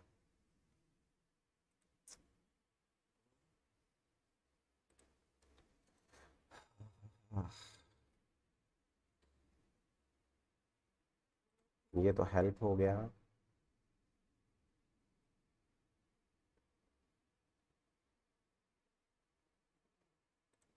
अगर सर इस एक शॉर्टकट, लाइन को हाँ जी, अगर हमें मान लो हटाना है तो डिलीट करना पड़ेगा या कट करना पड़ेगा? डिलीट कर सकते हैं आप। अगर आपको आगे फ्यूचर में इसका यूज करना ही नहीं है तो डिलीट कर सकते हो। वो भी ऑप्शन होता है। हाँ, ये डिलीट ऑप्शन है ना सर, डायरेक्टली, तो ये कर सकते हो आप, कोई दिक्कत नहीं है। डिलीट वाला ऑप्शन भी अवेलेबल है। मैं एक बार के लिए आपको ये वाली चीज सिखा दूं कि जो क्लिप बोर्ड है ना वो कहां पर है। ये रहा क्लिप बोर्ड, देखो यहीं पड़ा था। अब देखो ये बता रहा क्लिप बोर्ड की, भाई साहब आपने क्लिप बोर्ड में क्या किया अभी तक, ये रहा click in item to paste, आपने ये स्टोर कर रखा क्लिप बोर्ड में। अब देखो मैं क्या कर रहा हूं, मैं आपको वापस से सिखाता हूँ ना इसको। ये मैंने इंस्टॉल, जस्ट लाइक मैंने ये फर्स्ट पॉइंट, या मैं इतना ही कहूँ एक्सेस, एक्सेल, पावर पॉइंट और वर्ड, ये मैंने या तो कॉपी किया या कट किया, दोनों ही मूवमेंट में ये किस में जाएगा, लेकिन कट होने पर तो यहां से हट जाएगा और कॉपी होने पर यहां पर रहेगा। तो मैंने ये कॉपी किया, देखो कॉपी। अब यहां पर देखते हैं, ये नीचे जो एरो बना हुआ है इस पर क्लिक किया मैंने, और ये जो पेन है ये ओपन हो गया क्लिप बोर्ड का। अब ये देखो एक्सेस, एक्सेल, पावर पॉइंट और वर्ड, ये यहां पड़ा। अब मेरी वाली लाइन थोड़ी ज्यादा समझ में आई होगी कि यहां से जो कट होता है, यहां से जो कॉपी होता है वो क्लिप बोर्ड में चला जाता है। उस लाइन का अर्थ समझ में आया होगा अभी, है ना। इतनी देर तो क्या लग रहा था कि कहीं जा रहा होगा, पता नहीं। ठीक है, अभी एग्जैक्टली पता चल गया कि वो किस में जा रहा है। देखो यहाँ ऊपर लिखा हुआ भी है किस में जा रहा है, क्लिप बोर्ड में। और क्लिप बोर्ड में दोनों ही एक्शन परफॉर्म करने पर जाएगा, कॉपी करने पर भी और पेस्ट करने पर भी। अब देखो क्लिप बोर्ड वाली बात क्या होता है, अभी एक दिन जस्ट मैं आपको एक छोटा सा एग्जांपल देता हूं। ठीक है, अभी जो मान लीजिए ऑफिसर है, उसने आपको कहा कि बेटा आपको फर्स्ट को कॉपी करना है। ठीक है, फर्स्ट को कॉपी करना है, मेरी पूरी प्रोसेस को सुनना ध्यान से और फिर अपना माइंड अप्लाई करके आंसर करना। मैंने कहा मुझे फर्स्ट को कॉपी करना है और थर्ड के बाद रखना है। ठीक है, फिर सेकंड को कॉपी करना है और इस 2 के बाद रखना है। 1 को कॉपी करना है, 1 के बाद रखना है। 2 को कॉपी करना है, 2 के बाद रखना है। ये थोड़ा इजी रहेगा। ठीक है, और इसके बाद में दोनों को, ध्यान से सुनना, दोनों को मुझे इस एक्सेस के नीचे यहां पेस्ट करना है, दोनों को, मतलब जो 1 और 2। मैं फिर से मेरा क्वेश्चन रिपीट कर रहा हूं, ध्यान से सुनना। मैं कह रहा हूं कि यहां ये जो पॉइंट 1 है ना, इसको कॉपी करना है और इस पॉइंट 1 के नीचे रखना है। ये पॉइंट 2 कॉपी करना है और इस पॉइंट 2 के नीचे रखना है। देन यहां पर ये जो ब्लैंक है इसमें 1 और 2 दोनों को साथ में रखना है। क्या मेथड यूज करोगे बताओ आप? जनरली क्या करते हैं मैं वो बताता हूं पहले, आप क्या करते हैं वो बताता हूं मैं। आप ये करते, पहले इसको कॉपी करते और किसके नीचे रखना है, 1 के नीचे, तो आप यहां पर ऐसे करते क्लिक और ये यहां पेस्ट करते। ठीक है, फिर आपको क्या करना था, 2 को 2 के नीचे रखना है, तो यहां कॉपी करते आप या कंट्रोल सी कर देते डायरेक्ट। ठीक है, और इस 2 के नीचे पेस्ट कर देते। चूंकि यहां पर अपन ने रख दिया है तो इस वजह से यहां पर 3 हो गया, कोई दिक्कत नहीं है। ये मैंने इसके नीचे पेस्ट कर दिया, ये कंट्रोल वी कर दिया। ठीक है, फिर मैंने कहा दोनों को पेस्ट करना है, तो अब आप क्या करते, फिर वापिस इसको कॉपी करते, फिर इसको कॉपी करते। अब यहां से मान लीजिए मैं कट, कॉपी की जगह कट बोल देता, तो फिर आप क्या करते, पहले तो एक बार यहां से कॉपी करते, फिर यहां पेस्ट करते, फिर दूसरे वाले को कॉपी करते, फिर पेस्ट करते। अब मैंने क्लिप बोर्ड क्यों सिखाया, क्योंकि अपन हर बार टाइम बचाने की अप्रोच पे काम करेंगे। अब मैंने दोनों बार जो कॉपी किया है ना, ये जनरल लोगों को नहीं पता है, लेकिन अपने को पता है कि जो दोनों बार कॉपी किया वो दोनों के दोनों कंटेंट क्लिप बोर्ड में पड़े हैं।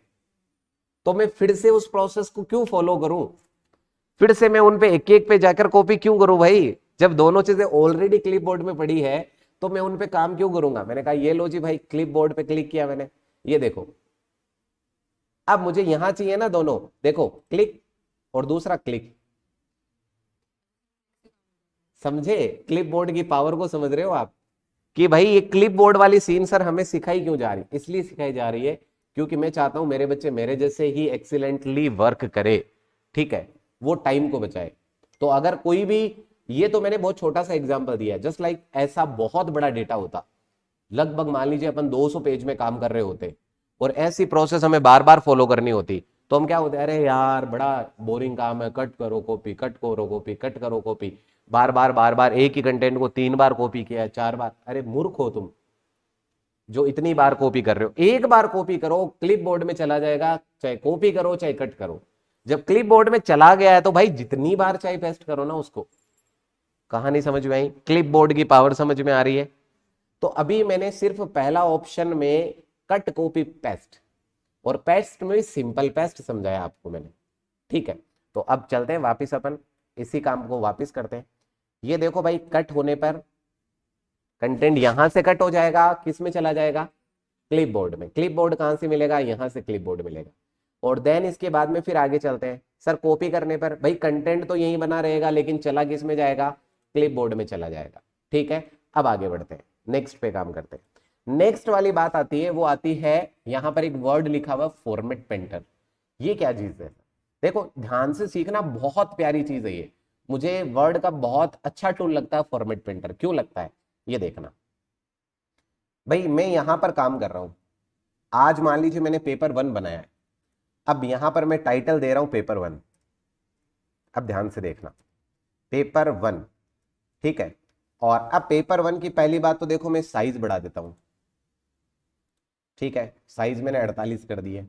इसको मैं बोल्ड कर देता हूं, इसको इटैलिक कर देता हूं, इसको अंडरलाइन कर देता हूं। कुछ नहीं किया मैंने, क्लिक क्लिक किया है ना, कोई बड़ी इसमें विशेष बात नहीं थी अभी। और अलाइनमेंट क्या कर देता हूं, सेंटर कर देता हूं। एक बात बताओ मुझे, इन सारी प्रोसेस को फॉलो करने में कम से कम 3 सेकंड तो लगे हैं, बोल्ड इटैलिक अंडरलाइन करने में। और इसको अलाइनमेंट भी चेंज किया है, साइज भी बदली है मैंने। और मैं कहता हूं टेक्स्ट जो है, इसका जो फॉन्ट है वो भी कैलिब्री कर देते हैं। तो अभी मैंने इस पे टोटल फॉर्मेटिंग कितनी अप्लाई की है, चलो एक और कर देते हैं, ये स्ट्रिक थ्रू भी कर देते हैं। तो मैंने इस पे क्या क्या कर रही है, अभी मैं इस पे आगे जाके बताऊंगा कि हम एक एक जो फॉर्मेटिंग है ना उसको खुद देख सकते हैं कि क्या क्या फॉर्मेटिंग हमने की है। ट्रैक चेंज का आगे ऑप्शन आएगा। अभी थोड़ी सी बेसिक वाली बात समझो पहले आप। अभी जो जो चेंजेस मैंने किए हैं इसमें मैंने फॉर्मेटिंग कौन सी अप्लाई की, मैंने इसका फॉन्ट बदला, मैंने इसकी साइज बदली, मैंने इसको बोल्ड किया, मैंने इसको इटैलिक किया, मैंने इसको अंडरलाइन किया, एंड देन मैंने इसको क्या किया, देन मैंने इसको स्ट्रिक थ्रू किया। जस्ट ए मिनट,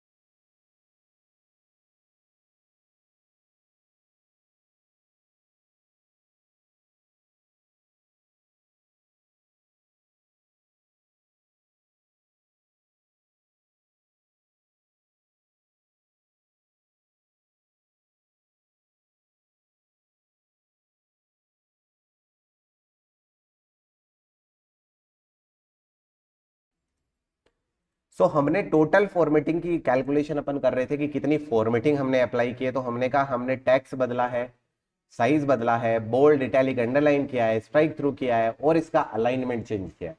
तो अप्रोक्स 6 to 7 फॉर्मेटिंग की है और जिसके लिए मिनिमम 5 to 7 सेकेंड चाहिए ही चाहिए।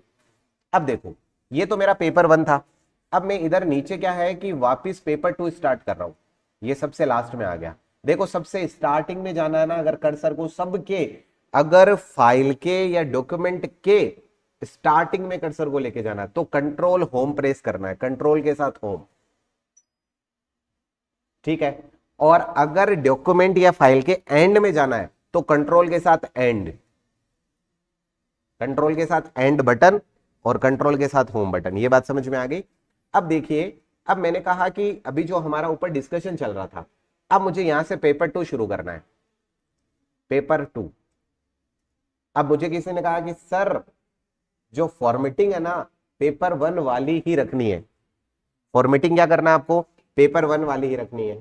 हमने कहा यार फॉर्मेटिंग याद और नहीं है, उसकी फॉन्ट साइज क्या थी, फॉन्ट कौन सा था, अलाइनमेंट कौन सा था, इतनी सारी याद, या तो नोटबुक में लिखो कि ये फॉर्मेटिंग मैंने की है, और या फिर अगर मैं देख के आऊं ऊपर एक बार के लिए, तो मैं यहाँ पे देखना शुरू करूंगा, इसको सिलेक्ट करके बताओ क्या क्या किया, bold, italic, underline, strikethrough, ये साइज है, ये फॉन्ट है, और इसका अलाइनमेंट ये है। अच्छा, मैं पूरे प्रोसेस को अगर फॉलो करूंगा तो आपको क्या लगता है मिनिमम 5 सेकंड लगेंगे? मैंने कहा अपन 1 सेकंड वाला काम कर ले तो कैसे, यहां पर जहां पर भी आपका कर्सर है वहां की करंट फॉर्मेटिंग को कॉपी करेगा कौन, फॉर्मेट पेंटर। क्लिक, ये कह रहा है मैंने यहां की फॉर्मेटिंग कॉपी कर ली, अब बताओ अप्लाई कहां करना है। हमने कहा लो साहब अप्लाई कर दो, इधर नीचे की तरफ हमारे पास है पेपर 2, इस पे वो सारी फॉर्मेटिंग, चाहे अगर वहां पर 50 फॉर्मेटिंग अप्लाई की हुई है ना, 50 फॉर्मेटिंग ऑटोमेटिकली अप्लाई हो जाएगी। कितने टाइम में काम हो गया, 1 सेकंड में काम हो गया।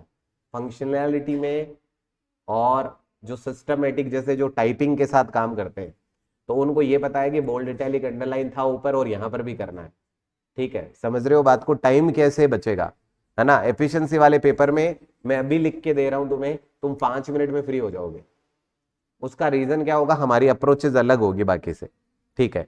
और इतनी इजी गोइंग होगी कि कम से कम 2 बार तुम चेक और कर लोगे वापस पेपर को कि मैंने जो एफिशिएंसी अटेम्प्ट की है उसमें ये क्वेश्चन का आंसर ये है। इवन मैंने खुद ने जब 2017 का पेपर हुआ था, मैंने फर्स्ट टाइम जो पेपर सोल्व किया था, एक क्वेश्चन मैंने उड़ा ही दिया था उसमें, ठीक है, लेकिन मेरी स्पीड इतनी ज्यादा थी कि मैंने 4 मिनट में कंप्लीट करने के बाद 3 बार पूरे पेपर को चेक किया।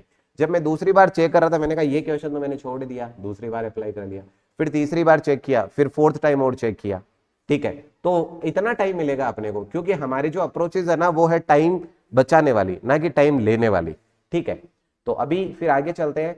तो फॉर्मेट पेंटर की पावर समझ में आ गई, क्या चीज है फॉर्मेट पेंटर, फॉर्मेटिंग को कॉपी पेस्ट करने के लिए, किसको कॉपी पेस्ट करने के लिए, फॉर्मेटिंग को। और फॉर्मेटिंग में ये सारा टूल आता है, फॉन्ट, पैराग्राफ, कुछ भी, ठीक है, ओके। सो अब फॉर्मेट पेंटर के पास में एक टूल है पेस्ट। अभी हमने पेस्ट के बेसिक लेवल पर काम किया है, paste the content of the clipboard, इतना ही काम किया है। और ये क्या करेगा, लास्ट जो क्लिपबोर्ड का कंटेंट है ना उसको पेस्ट करेगा, ये हो रहा है इसकी खासियत।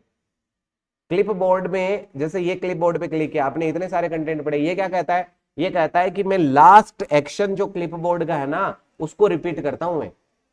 जैसे यहां पर इतने सारे पढ़े तो ये इनमें से किसको पेस्ट करेगा, ये कहेगा कि मैं लास्ट एक्शन को रिपीट करता हूं, एक्शन को क्लिपबोर्ड में जैसे ये एक्सेस पड़ा है, अगर आपने सबसे लास्ट में एक बार फिर से इसे कॉपी कर लिया या इसे कट कर दिया तो लास्ट एक्शन ये हुआ, इसको रिपीट करेगा ये।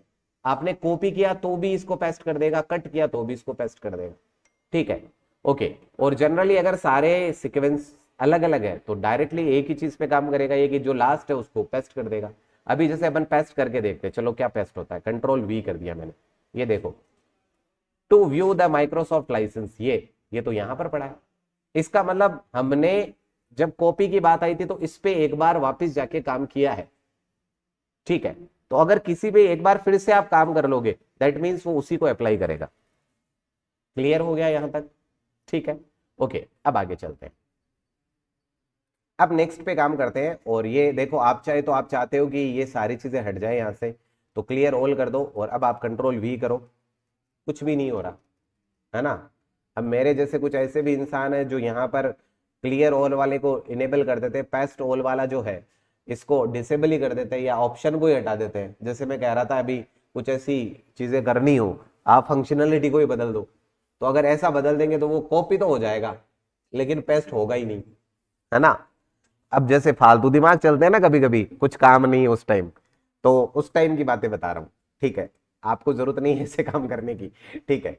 चलिए आगे चलते हैं। तो अभी यहाँ पर पेस्ट वाला जो ऑप्शन है उसके बारे में हमारी चर्चा चल रही थी, मैंने इसको कॉपी किया और कॉपी करते ही मेरे पास पेस्ट आ गया।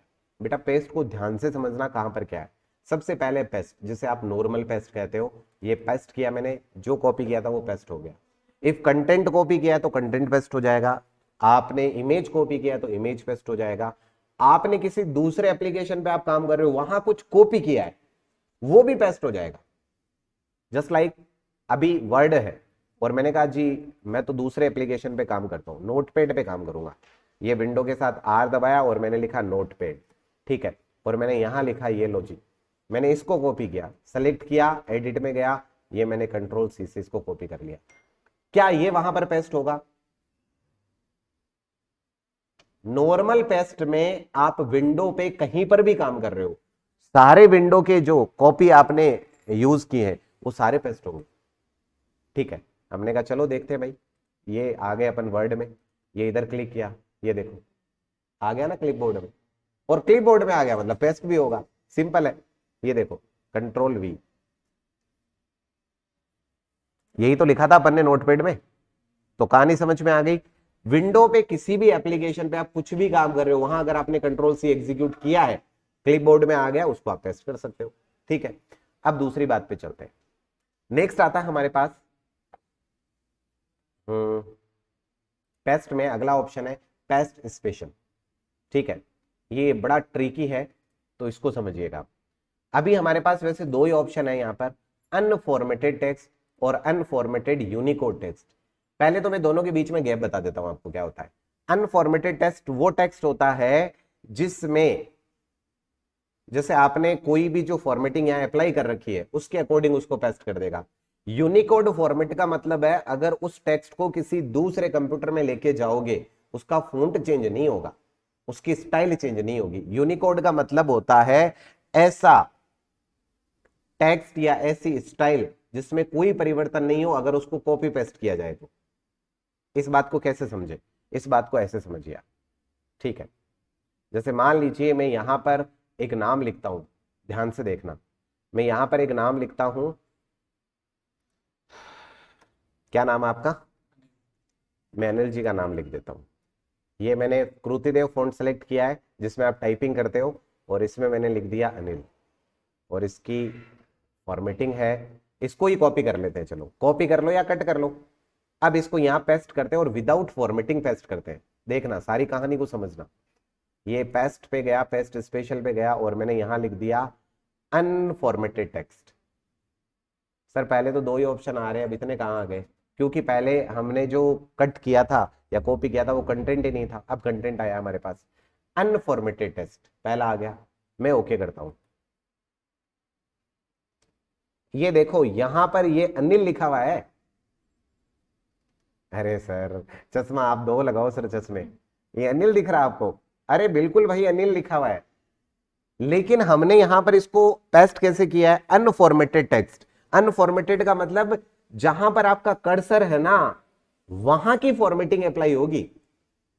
तो यहां पर कर्सर था, यहां पर तो फॉर्मेटिंग क्या है? नो की साइज, एरियल, फॉन्ट। जबकि अपन जो फॉन्ट है हमारा कौन सा था? हमारा फॉन्ट तो था कृतिदेव।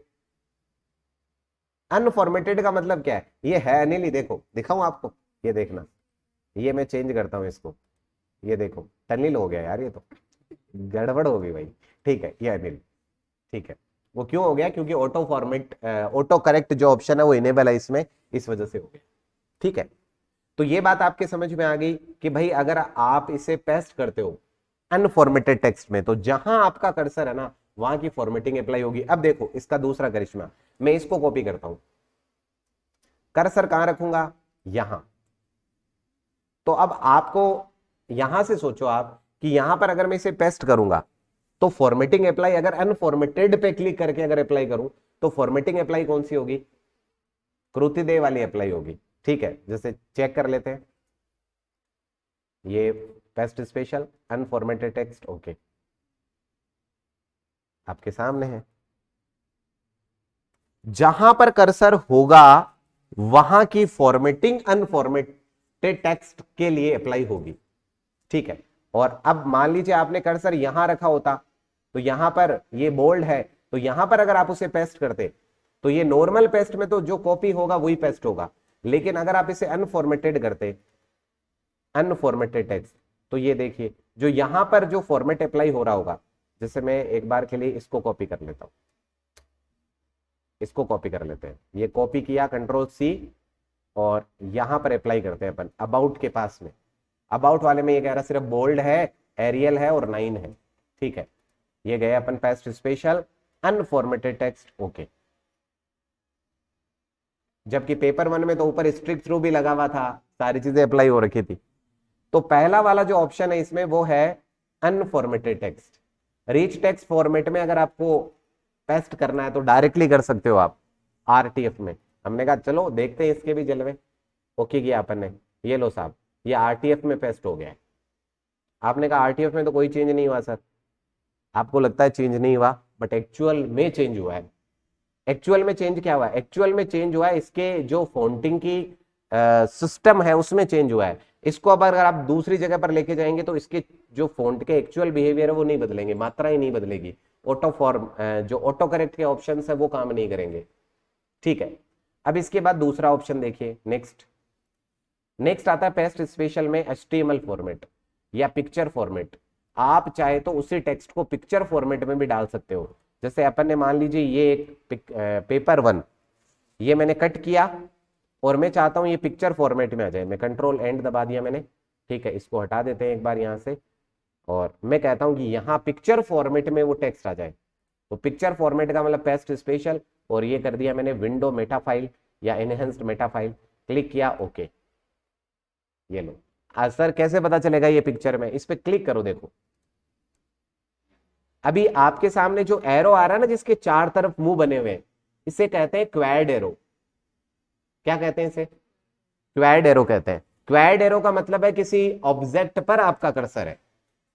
मेरी बात को ध्यान से सुनो, अगर पूरे के पूरे सिस्टम पे कंप्यूटर पे अगर आप कहीं पर भी काम कर रहे हो और कहीं पर भी अगर क्वैड एरो बन रहा है, कर्सर यहां नीचे लेके आता हूं, देखो अभी ये कह रहा है कि सर आपको कुछ टाइप करना है, ठीक है, और मैं ऊपर लेके जाता हूं, देन ये कन्वर्ट हो रहा है। देखो किस में कन्वर्ट हो रहा है? क्वैड एरो में। जैसे ये क्वैड और क्वैड का मतलब जिसके चारों तरफ मुंह होते हैं, ठीक है, क्वैड एरो में कन्वर्ट हुआ, इसका मतलब अभी आप ऑब्जेक्ट पे हो। अब ऑब्जेक्ट है तो इसको क्या किया जा सकता है? ड्रैग किया जा सकता है। क्या ऐसे टेक्स्ट को ड्रैग कर सकते हैं क्या अपन? अभी ये किसके फॉर्मेट में पेस्ट हुआ है? पिक्चर के फॉर्मेट में पेस्ट हुआ है। यहां तक की बात समझ में आई? ठीक है, तो अभी हमारा जो पेस्ट स्पेशल है इसमें काम की चीजें क्या है? अनफॉर्मेटेड टेक्स्ट में या फॉर्मेटेड टेक्स्ट में या HTML फॉर्मेट आपके काम आना नहीं है। अनफॉर्मेटेड यूनिकोड टेक्स्ट, ये क्या चीज है? इसको देखो, इसका पावर देखो आप।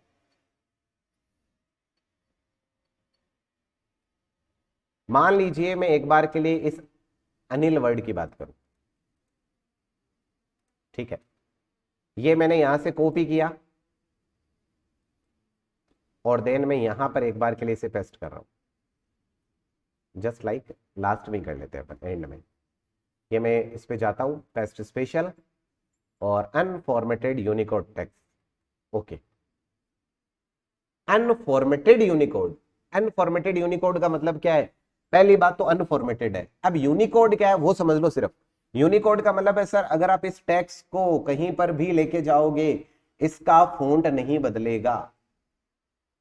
अगर इसको सेव करोगे और जिस सिस्टम पे ये फाइल खोली जा रही है अगर उसमें फॉन्ट नहीं है, मान लीजिए कि मैंने आपको एक रुतिदेव में मैंने एक पेपर बना के दिया, मैंने कहा एक काम करना सोनिया ये पेपर ले जाओ और इसमें तुम्हें 4 क्वेश्चन और ऐड करने, ठीक है, और आप वो पेपर लेके चले गए और देन आपने घर पे उस पेपर को ओपन किया, वहां ऐसे बॉक्स बॉक्स बॉक्स टाइप के आ गए। आपने कहा सर ये पेपर में तो बॉक्स बॉक्स बने हुए। उसका रीजन क्या है कि आपके कंप्यूटर में कृतिदेव फॉन्ट नहीं है, लेकिन मैं उस टेक्स्ट को यदि यूनिकोड में कन्वर्ट करके फिर आपको पीडीएफ बना के दूं, आप किसी भी सिस्टम पर खोल लो उसे, फॉन्ट चाहिए ही नहीं। यूनिकोड का मतलब क्या है? जो कहीं पर भी कोड हो, यूनिवर्सली जो कोड हो पाए उसको यूनिकोड कहते हैं।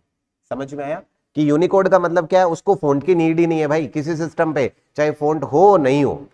आपने कभी कभी सुना होगा कुछ लोग ऐसे कहते हैं कि यार मुझे वो जो डॉक्यूमेंट है ना वो पीडीएफ में भेज देना। ऐसा क्यों कहते हैं? ऐसा इसलिए कहते हैं कि हो सकता है कि यार जिस फॉन्ट पे आप काम कर रहे हो वो मेरे पास हो ही नहीं। तो पीडीएफ क्या करता है, जो भी आपका फॉन्ट होता है ना उसको यूनिकोड में कन्वर्ट कर देता है, ठीक है। और जैसे ही अपन पीडीएफ में भेजेंगे अब जरूरत ही नहीं है फॉन्ट की, अब यूनिकोड है तो डायरेक्टली खुल जाएगा, वो तो हर सिस्टम पे चलेगा। और लेकिन डॉक्यूमेंट हो और मेरे सिस्टम पे अगर मान लीजिए कृतिदेव नहीं है तो वो क्या बन जाएंगे, बॉक्स बन जाएंगे फिर। क्लियर हो गया यूनिकोड वाली सीन? सिस्टम में जैसे सीक्रेटली से इसी में करते हैं। हाँ बिल्कुल इसी में करते हैं सर।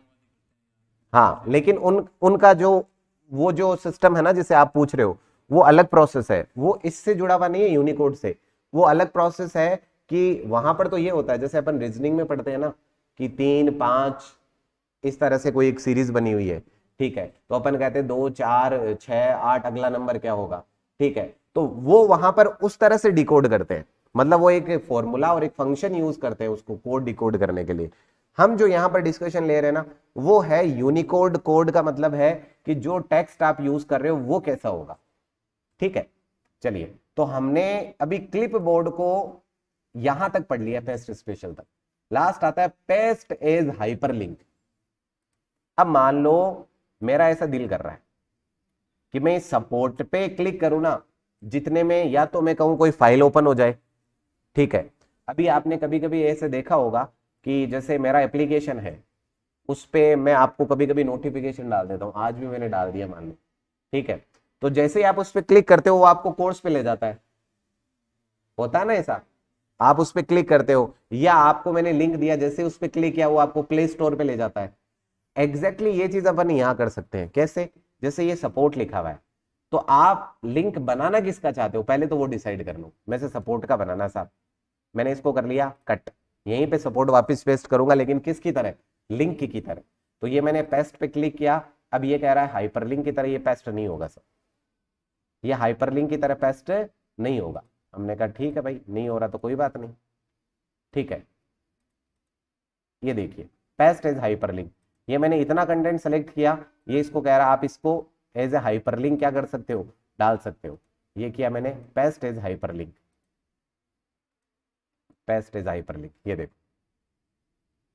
अब इस ये जो कंटेंट है ये लिंक हो गया उससे, जिस अभी इसमें अवेलेबल नहीं है, जैसे अभी तो ये इससे लिंक हुआ है r.office.microsoft, इस ये जो आईडी आ रही है यहाँ पर इससे लिंक हुआ है। जैसे मैं कंट्रोल के साथ एक बार क्लिक करके दिखा देता हूँ आपको, तो अभी तो ये अनेबल टू ओपन r.office.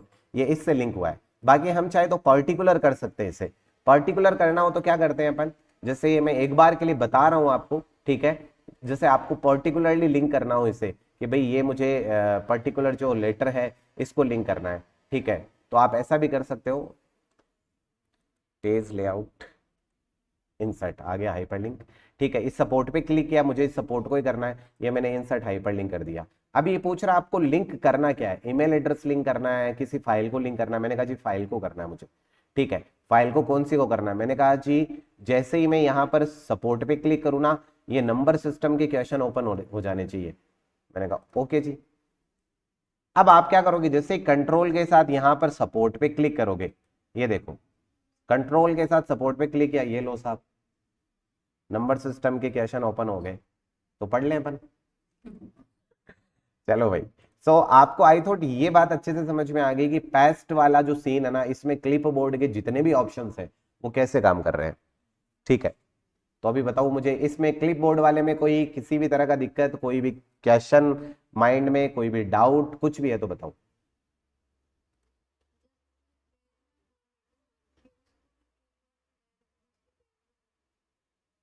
हाँ बिल्कुल, जैसे जैसे पूरे पेज में मान लो उस पूरे पेज को कंट्रोल ए करके सेलेक्ट कर लो और कॉपी कर लो, कंट्रोल एन से न्यू ले लिया अपन ने फाइल, कंट्रोल वी से पेस्ट कर दो, ये पूरा का पूरा डेटा ही पेस्ट हो जाएगा, फॉर्मेटिंग भी पेस्ट होगी डेटा के साथ। और पूछो, जितने माइंड में आए ना, चाहे किसी भी तरह का क्वेश्चन हो पूछो।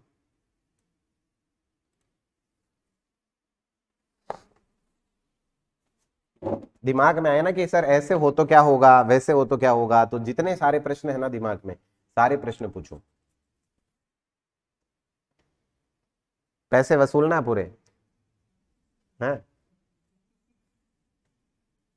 क्यों सर, पैसे वसूलना चाहिए ना भाई पूरे, हैं तो पूछिए अगर कोई भी डाउट है किसी भी तरह का। जितना आपने पैसा दिया ना, मैं हमेशा ही पैसे से मल्टीप्लीकेशन 10 में कोशिश करता हूँ कि नॉलेज डिलीवर करें, और जब आप कंप्लीट होगा तो हम 100% श्योर आप जो बाकी लोग एफिशिएंसी सीख रहे हैं और आप जो एफिशिएंसी सीख रहे हैं उसमें रात दिन का फर्क होगा। आप किसी चीज पे काम करेंगे तो प्रैक्टिकल अप्रोच के साथ करेंगे, और वो बस ऐसे बोलेंगे ऐसा होता है, क्यों होता है नहीं पता होगा। आपको दोनों चीजें पता होगी कि ऐसा क्यों होता है और इसके पीछे रीजंस क्या है।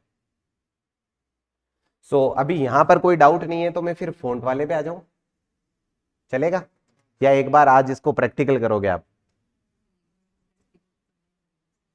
एक बार चलो प्रैक्टिकल करवाते हैं इसको, है ना, इसको प्रैक्टिकल करवाते हैं और फिर कल फोंट, सिर्फ कल फोंट लेंगे ओनली, क्योंकि फोंट वाला बहुत ज्यादा इंपॉर्टेंट है।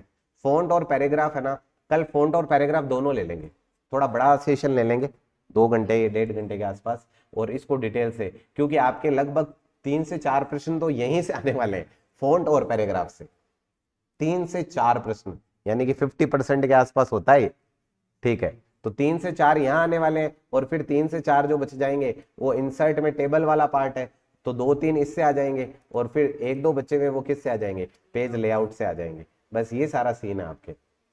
और टेबल इसी में बने दिया वो एक्सेल इसी में सर, इसी में ये है ना टेबल, इंसर्ट में जाके इसी पे सारा काम इसी में होगा सर, टेंशन ही मत लो सर आप।